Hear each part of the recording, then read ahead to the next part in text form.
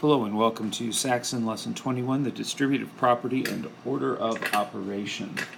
Distributive property, you recall from our very exciting first few lessons where we learned all the properties that you'll never learn again or never use again once you get out of math. Alright, let's take a look at some examples today. When you take a look at some distributive properties, we're going to first do this one where it's 2 times, get the pen, 2 times 3w plus 6.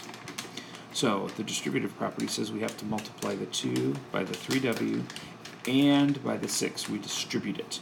So 2 times 3w, so 2 times 3 is 6. And you can't do anything with the w.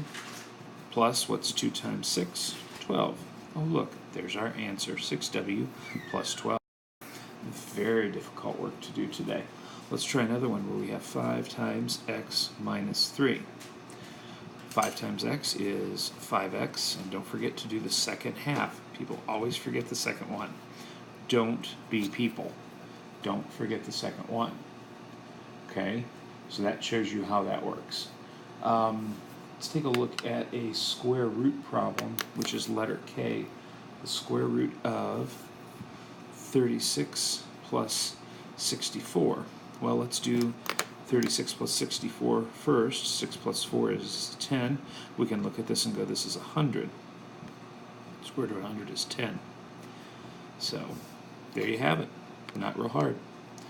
Lesson 21, 1 through 20.